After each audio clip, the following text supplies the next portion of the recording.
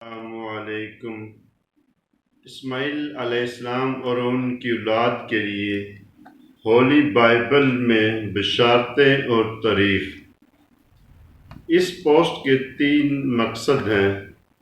پہلا، مسلم اور کرسچن میں پیدا ہوتی ہمارے ملک میں نفرت اور بدگمانیوں کو ختم کرنا اور ان کو آپس میں رواداری، ذہنی و مذہبی ہم آہنگی پیدا کرنا اور آپس میں محبت کی فضا پیدا کرنا۔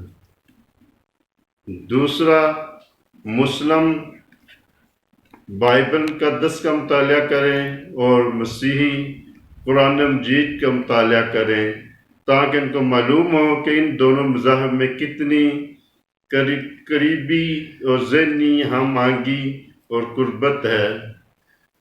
تیسری، ربیع الاول میں میلاد النبی کی آمد ہے اور سیدنا اسماعیل علیہ السلام محمد رسول اللہ صلی اللہ علیہ وسلم کے آباء و اجداد میں سے ہیں، اس لیے ان کا تذکرہ ہولی بائبل سے کرنا۔ میرے تمام حوالہ جات اور اقتباسات ہولی بائبل کی پہلی کتاب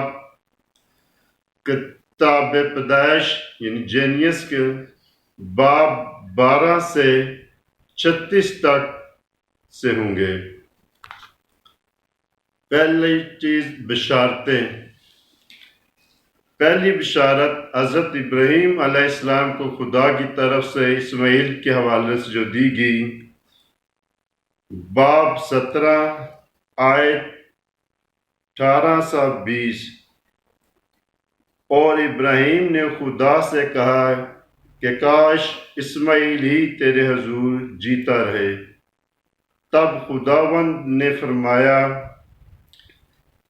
اور اسماعیل کے حق میں بھی میں نے تیری دعا سنی، دیکھ میں اسے برکت دوں گا اور اسے برومند کروں گا اور اسے بہت بڑھاؤں گا، اور اسے 12 سردار پیدا ہوں گے اور میں اسے بڑی قوم بناؤں گا۔ دوسری بشارت، بی بی ہاجرہ جو حضرت اسماعیل علیہ السلام کی والدہ ہے، ان کو فرشتے نے بشارت دی، باب 16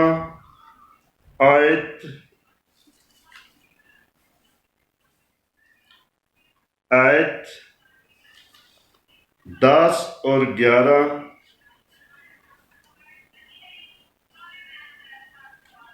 اور خداوند کے فرشتہ نے اس سے یعنی ہاجرہ سے کہا کہ میں تیری اولاد کو بہت بڑھاؤں گا، یہاں تک کہ کثرت کے سبب سے اس کا شمار نہ ہو سکے گا۔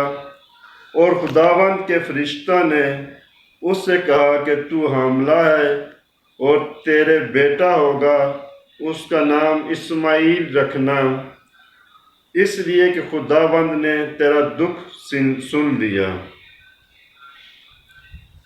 یہ تو تھی بشارتیں۔ اور ہولی بائبل میں اسماعیل علیہ السلام کی سیرت اور حالات زندگی، باب 16